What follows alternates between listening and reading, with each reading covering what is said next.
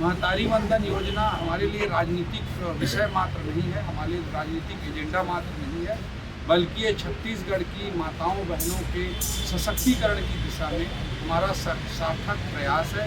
जब दीदियों बहनों माताओं के खाते में सीधा पैसा जाता है तो बच्चों के स्वास्थ्य में, उनकी शिक्षा में, स्कूल में और जीवन की बेहतरी के लिए प्रयोग होता है। इसलिए भारतीय जनता पार्टी ने महतारी वंदन योजना कल के कैबिनेट में निर्णय लिया है और हमारे छत्तीसगढ़ की माताओं बहनों को 12,000 रुपये वार्षिक देने का निर्णय। मोदी जी वो कार्य ही नहीं करते जो जनता को अच्छे लगे, वे सारे कार्य करते हैं जो जनता के लिए वास्तव में अच्छे लगे।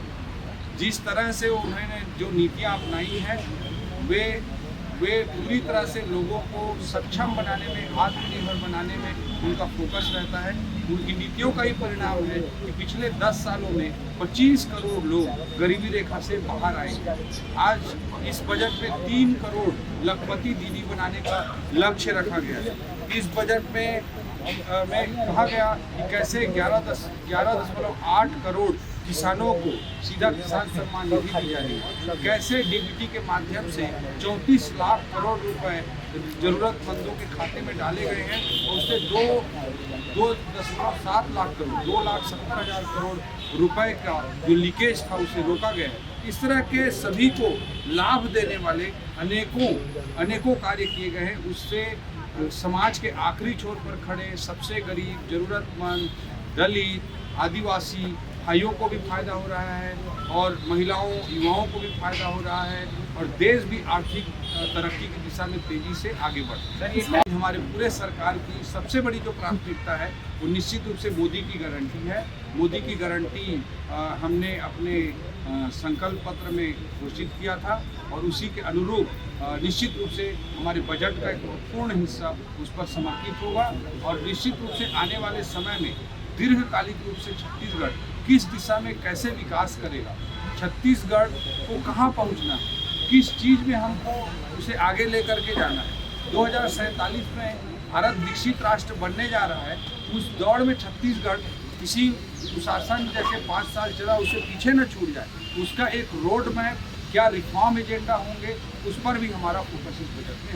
कांग्रेस न समझ सकती, न समझना चाहती और समझने के बाद न आप लोगों को बताना चाहती। कांग्रेस का स्पष्ट नीति रही पूरे 50 सालों में पूरी तरह से लूटो और लूटवाओ, जबकि मोदी जी ने साफ कहा न खाऊंगा न खाने दूंगा। निर्मला सीतारमण जी ने साफ तौर पर कहा है कि वे एक श्वेत पत्र जारी करेंगी, व्हाइट पेपर लाएंगी, जिसपे 2014 की नीतियाँ किस तरह से कुशासन के प्रतीक थी और अभी जो सुशासन के गुड गवर्नेंस के पारदर्शी और रिफॉर्म एजेंडा मोदी जी ने सेट किया है, दोनों में क्या अंतर है, इसके बारे में श्वेत पत्र में लाएंगे। इससे कांग्रेस पूरी तरह से एक्सपोज होगी, दूध का दूध और पानी का पानी होगा।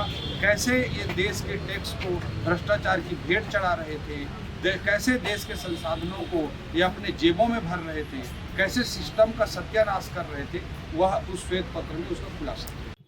इसमें महिलाओं, युवाओं, गरीबों, इन सब के लिए तो बहुत सारे कल्याणकारी योजनाएं, उनकी मदद करने वाली योजनाएं तो है ही, जो कि किसी भी विकासशील देश के जरूरतमंद लोगों के लिए जरूरी होती हैं। इसके अलावा जो बड़ी और महत्वपूर्ण चीज मुझे नजर आ रही है, जैसा कि निर्मला सीतारमण जी ने रिपोर्ट किया, जय जवान, जय किसान, जय विज्ञान, और मोदी जी ने उसमें अंतिम शब्द जोड़ा है जय अनुसंधान। तो जब तक कोई राष्ट्र रिसर्च एंड डेवलपमेंट, अनुसंधान की दिशा में, वैज्ञानिक शोध की दिशा में, इनोवेशन की दिशा में, स्टार्टअप्स की दिशा में काम नहीं करता, तब तक वो बड़ा नहीं बन सकता। क्योंकि आज की दुनिया नॉलेज बेस्ड इंडस्ट्री है, इसलिए आज की दुनिया में इनोवेशन सबसे महत्वपूर्ण है। उसके लिए 1 लाख करोड़ रुपए का 50 साल का इंटरेस्ट फ्री लोन, किसी के पास कोई आइडिया है, कोई इनोवेशन है, अगर उससे कुछ बड़ा कुछ करना चाहता है, 1 लाख करोड़ रुपए का 50 साल का इंटरेस्ट फ्री लोन की व्यवस्था इस बजट में की गई है, जो भारत में इनोवेशन कल्चर को, दुनिया में भारत को इनोवेशन के हब के रूप में स्थापित करने के लिए, नॉलेज बेस्ड इंडस्ट्री के हब के रूप में स्थापित करने के लिए, भारत को विकासशील से विकसित राष्ट्र बनाने की दिशा में सबसे बड़ा महत्वपूर्ण कदम मुझे नजर आता है।